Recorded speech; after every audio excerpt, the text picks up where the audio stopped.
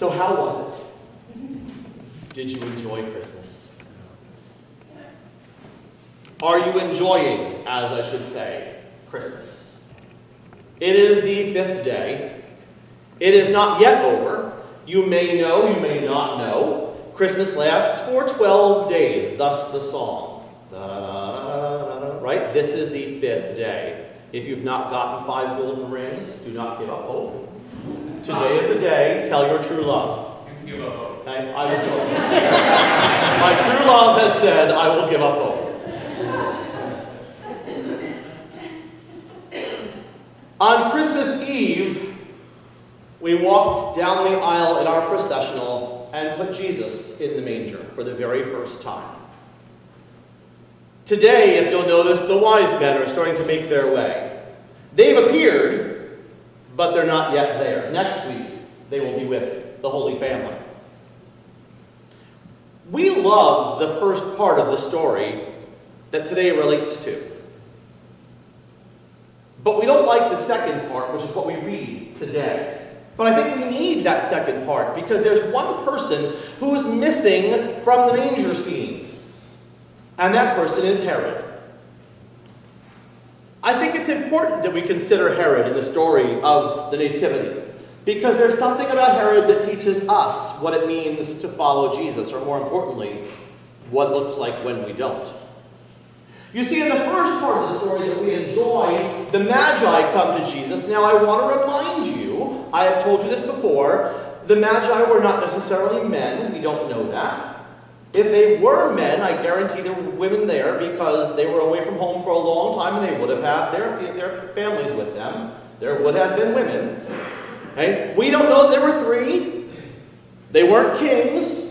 They were astrologers, magi. We don't know if they were wise. We have no idea. They might have been the dumbest astrologers they ever had in Persia. We don't know. What they did was look for the king of the Jews. Here's the problem, though. That term, king of the Jews, was a loaded term because there was one who was the leader named king of the Jews, Herod. But Herod was not legitimately king. Herod, no one chose Herod to be king. Herod was not king by his own right. Herod was king because he was appointed by Rome. Herod was a puppet appointed by a foreign government to do their bidding and to keep his people in line. Herod was not there because he deserved to be by right. Where is the one who is born king of the Jews that we may worship him? And Herod says, king of the Jews? You're looking at him. King of the Jews? That would be me. And he begins to see the prophecies fulfilled and says, oh, when you find the king of the Jews, come and tell me that I may worship him too. Of course, they know he's not going to worship the king. He's going to do away with his competition. We love the first story of the wise men. We'll read that next week. Today we're skipping to part 2. The part where Herod decides he's going to kill all the children in that part of the kingdom. All the kids who are born in that area under 2 years old, every male is slaughtered. Because I'm going to make sure that no one usurps my throne. A little thing about Herod I learned this week for you. Herod reigned for 41 years. This was kind of the end of Herod's reign. He had a 41-year reign of terror. 9 wives, 14 children, at least. His one wife, Miriamna, was on trial for adultery. Her own mother testified against her for adultery on behalf of King Herod, and we think it was because King Herod forced her to testify. Miriamna was murdered then, executed for adultery. Miriamna's mother tried to usurp the throne and say that Herod was mentally unfit for office. And he had her killed too. Then he had 2 sons. He wanted to have them murdered because they were going to usurp his throne. He was paranoid.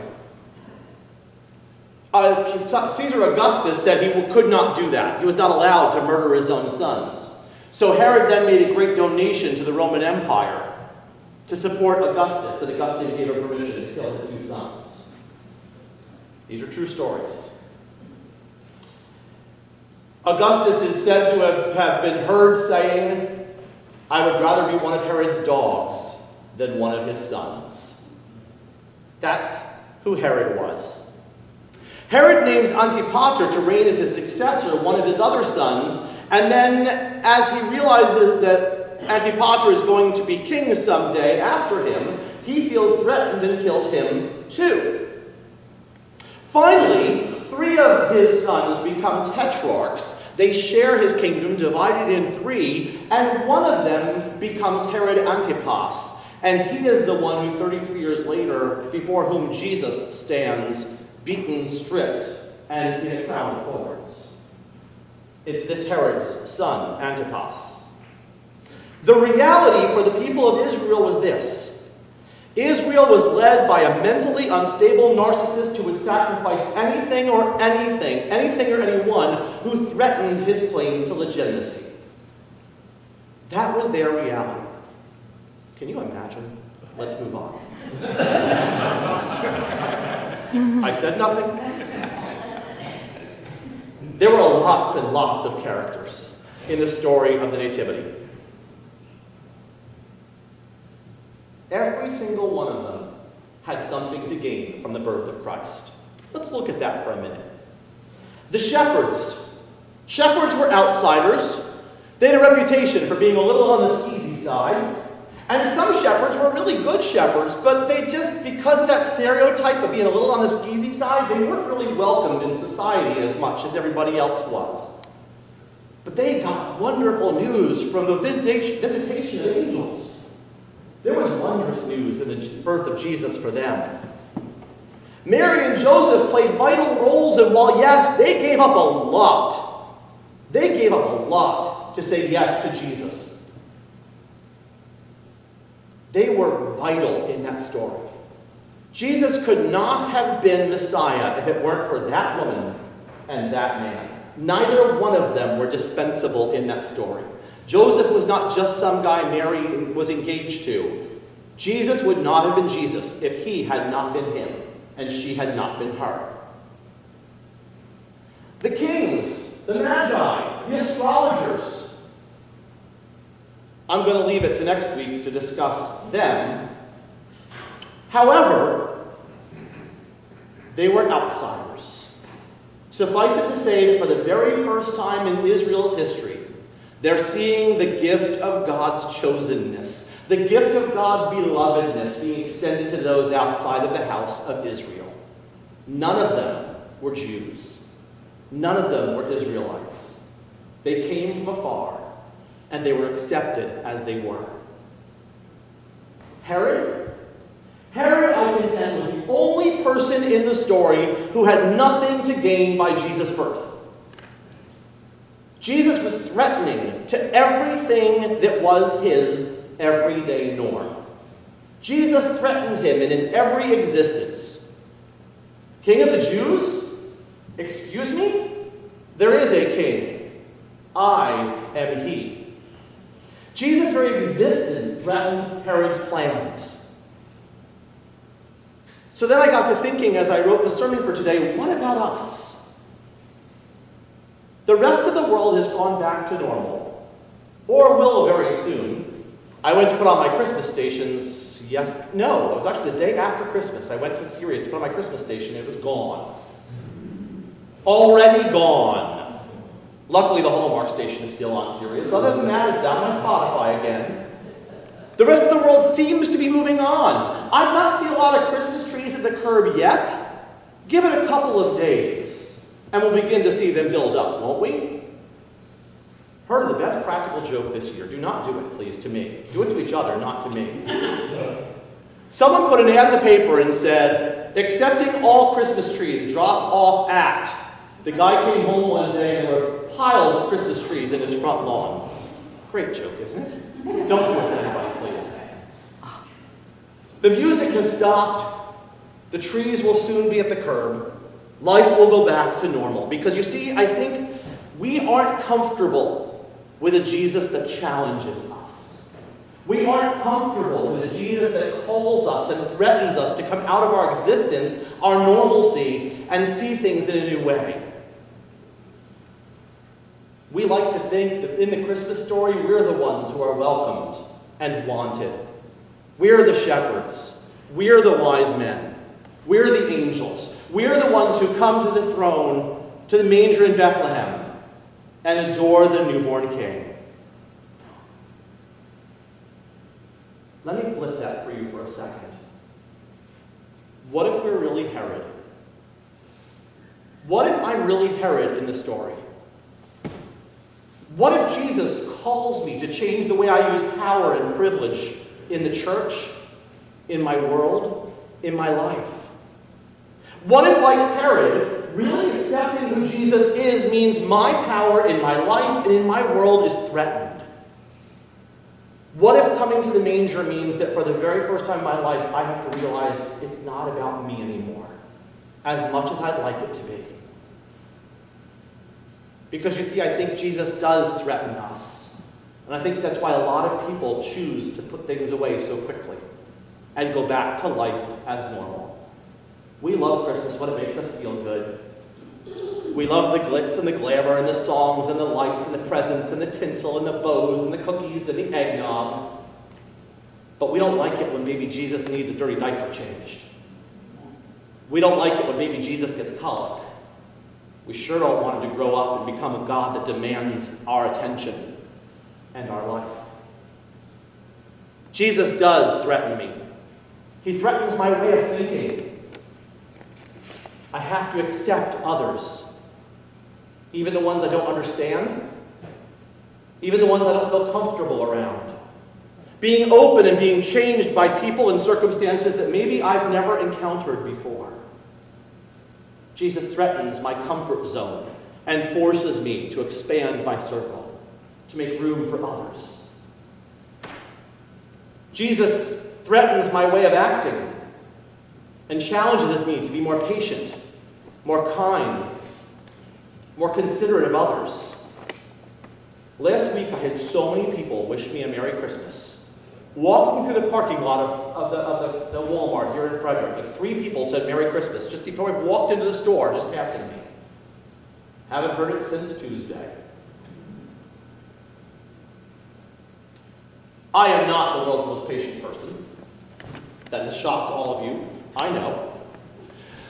But if you're like me, you're driving on 70 or 270 or 95 or 81, and all of a sudden you see, the sea of red brake lights starting to hit.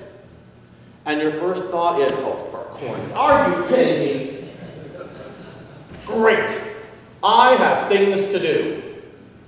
I have meetings. I'm supposed to be. Do you not know who I am? Do you people not know it's me? I need to be somewhere. Oh, for God. Right? So I sputter under my breath. We all do it, please. If you don't know me or haven't known my husband and I very long, you may not know that 3 years ago, on a Tuesday in April, I got a phone call saying that he was in a head-on collision on 270 and was being life-flighted to Johns Hopkins. Luckily, everything turned out fine. But that began to change how I see things when I see that sea of red lights on the highway and the ambulance or fire truck goes by. My initial reaction is still up. And then I stop and remember that day. And I begin to realize that somebody else might be getting a phone call that I got. And I say a prayer for them too. We're not perfect people. We're not getting it all the way yet. But that's why we're here. We're on the journey. We're trying to get it. We're trying to struggle. Jesus threatens my way of giving. Because now my things don't really exist anymore. My things, my money, my house, my privilege, my acquisitions, my property, they're blessings that were given to me because people love me. Because God has blessed me. And it's okay to share them with others because the less tight I hold on to them, the more joy they bring me as I share with others around me. You see, my things are gifts from God that are meant now, if my eyes are open, to bless others and to build God's vision in the world around me, not Rob's vision for Rob's world, in the world around Rob. And I think Jesus also challenges us in our way of loving. I'm called to love others, to care for their well-being, whether or not I like them, whether or not they're lovable, whether or not I agree with who they love or how they love. I'm called not to love because there's something in it for me. Jesus was very clear. Jesus' love was never reciprocal. He didn't love people for how they could love him. He didn't love people for what they could do to benefit him. Jesus challenges my way. Because sometimes when I go to the throne, sometimes when I go to the manger, I'm not one of them. Sometimes there's a part of me that struggles with still being Herod. What that means for me is I have to challenge myself in how I look at my world and how I use my power. The reality is that those with power and resources to build should be building larger tables, not bigger walls. Can I really love my refugee Savior if I turn my back on the refugee child in Syria, in Turkey, or south of our own border? Let me be very blunt at the point of offending you. If celebrating a refugee Savior while turning a blind eye to the treatment of refugee children seems hypocritical at best and morally evil at worst, it is. Because frankly, it is both. And we need to call that out. Amen? Amen. We need to call that out. Keeping Heritage Christmas challenges me to take stock of the ways that Christ challenges my comfort, challenges my sense of normal, challenges my agenda, and calls me out of that to build God's kingdom in the world around me. Keeping Heritage Christmas reminds me that Jesus is not just cute little Savior in the manger, but Lord of my life. And having Jesus as my Lord means that my life, my thoughts, my actions, my love become conscious reflections of Christ in my life and in my world. And if we do it right, it shall last a lot longer than 12 days.